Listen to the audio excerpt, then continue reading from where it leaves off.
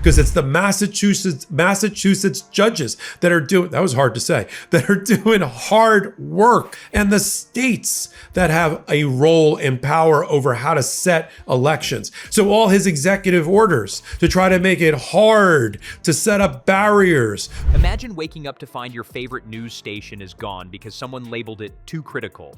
That's exactly what Trump tried to do to NPR, so they're suing back hard. This isn't just about keeping Sesame Street, it's about whether presidents can silence voices they don't like. Stay tuned as we unpack Trump's executive order, NPR's fiery response, and why this case could gut press freedom for generations. Before we move on, I'd like to ask you a small favor. If you appreciate this content, please take a second to like this video and subscribe to the channel. Over 98% of you watch the videos without subscribing. It costs you nothing, but it makes a huge difference to us. So, did you click the subscribe button? Great. Thank you so much. Now, back to the video. What happens when a president decides your favorite news station is the enemy? Well, Trump decided to find out with his latest stunt, a May 1st executive order effectively defunding NPR and PBS, wiping out an iconic pillar of public broadcasting for millions of Americans. It sounds dramatic because it is. Trump's move has been loud, brash, and, just like his tweets, divisive.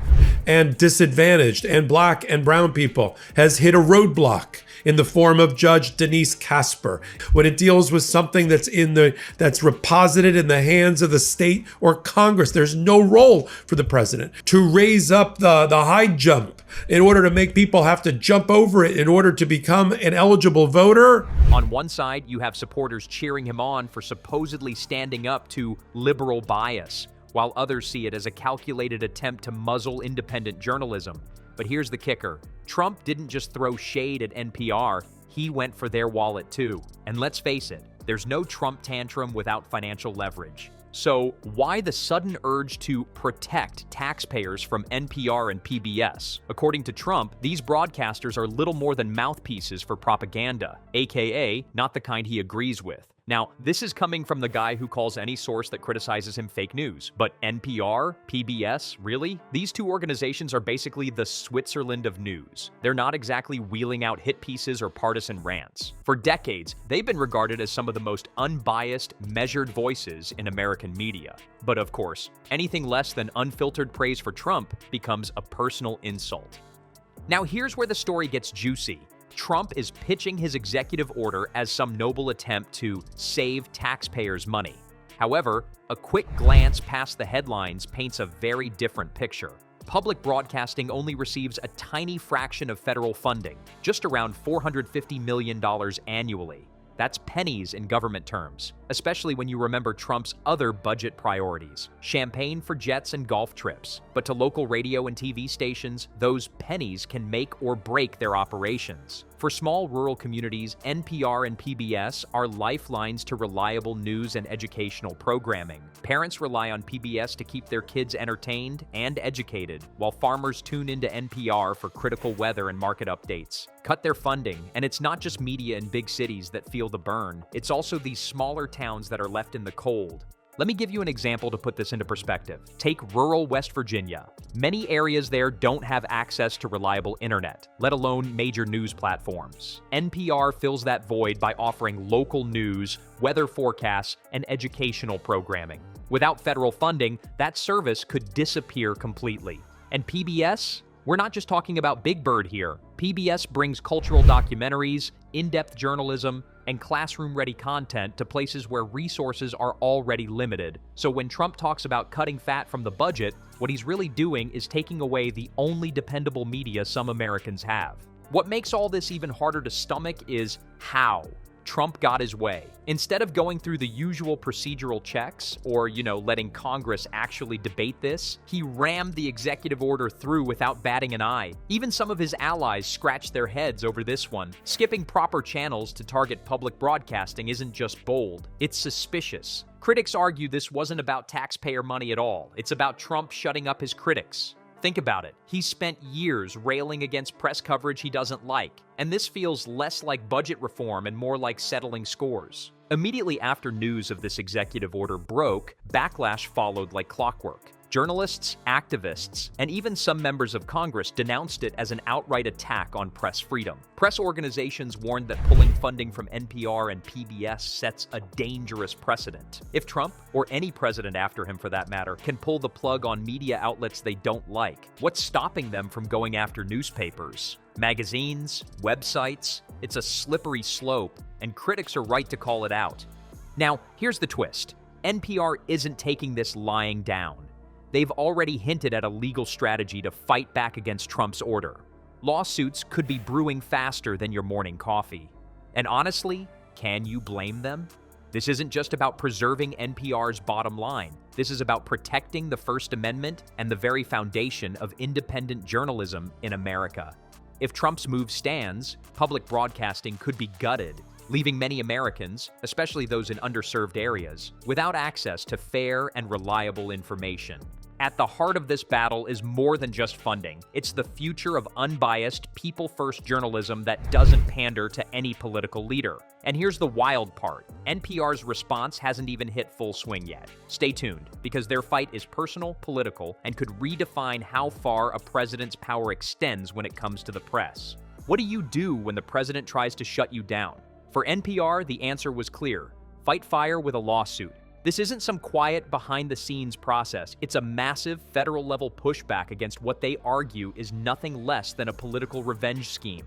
Think of it as the David versus Goliath story of public broadcasting, with NPR standing firm against Trump's attempt to sideline them in one sweeping executive order. The stakes? A lot higher than you might think. This is bigger than NPR's funding. It's about whether any media organization can survive when the government decides they've said something too critical. NPR's legal argument didn't waste time sugarcoating anything.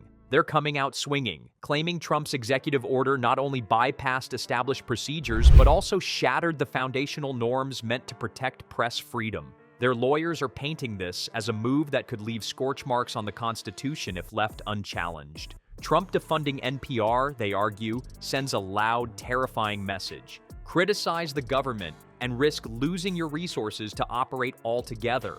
The lawsuit points out that public broadcasting was set up as an independent entity specifically to avoid this kind of political interference.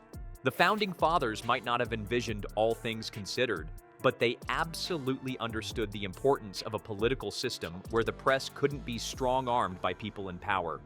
NPR, in their filings, suggests that Trump's actions demolish that principle in one move. Here's where NPR is making it clear this lawsuit isn't just about picking a fight with Trump. They're digging deep into Supreme Court precedents to argue their case. Take cases like New York Times v. United States, famously known as the Pentagon Papers case, as historical examples of courts siding with press freedom. NPR frames their challenge as part of this tradition, pointing to these rulings as proof that government attempts to intimidate or retaliate against the press simply don't fly under U.S. law. They've positioned themselves not as a lone organization trying to protect their funding, but as defenders of a much bigger principle, the independence of journalism and, by extension, an informed democracy. One piece of the legal filing drives their argument home. Federal funding for public broadcasting was created to ensure independence from political manipulation, not to be wielded as a weapon against dissent. It's a simple statement, but one with heavy implications. What they're pointing out is this: if you let this kind of political retaliation stand, how long until the next president decides they can pull the same move on any outlet they dislike? And don't be fooled into thinking this is a left versus right issue. Today it's NPR and PBS, but tomorrow it could be Fox News, depending on who's sitting in the Oval Office. This isn't the first time Trump has used financial punishment as a way to strike back at critics. He has a history of going after organizations or individuals who question him, whether it's pulling federal grants from universities whose policies he doesn't like or attacking corporations that didn't align with his views. NPR's legal team has made sure to point out this pattern, arguing that this executive order is just another notch in Trump's belt of using resources as leverage against those who refuse to stay quiet. The difference here is the scale. By attacking public broadcasting, he's not just targeting one critic, but trying to reshape how media operates in this country altogether. The broader consequences of this lawsuit go well beyond NPR. If Trump gets away with cutting off their funding without following rules or considering public interest, it opens the door for future presidents to do the same thing. But it doesn't stop there. You could see cases of state governments copying this playbook, shutting down media that doesn't toe their line. The ripple effects could reshape how media outlets hold power accountable.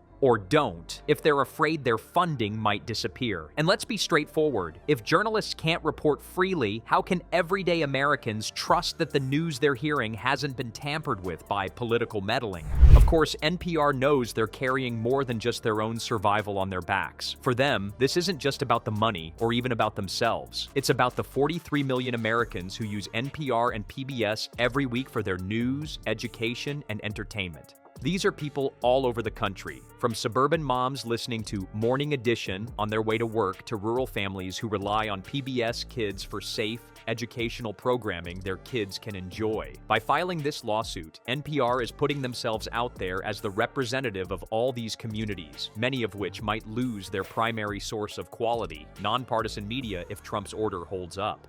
The bigger question is this: could this one lawsuit change how far a president's power can reach when it comes to press interference? It's not every day you see media organizations take on the White House, especially in cases that could go all the way to the Supreme Court. The outcome of this case has the potential to set a defining precedent, either reaffirming the independence of public broadcasting or allowing executive overreach to rewrite the rules. NPR is taking a stand, not just for themselves, but for the idea that journalism in America can and should be something more than a government puppet. This lawsuit isn't just an NPR versus Trump showdown. It's a fight over whether the press can remain free from political fallout in a democracy.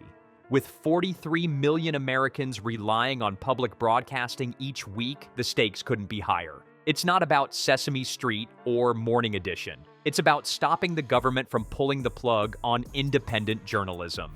If you believe in news that isn't influenced by politicians, now's the time to act. Supporting local stations isn't just charity, it's resistance. Could this battle redefine press freedom forever? Stay informed, because this case might rewrite the rules for everyone.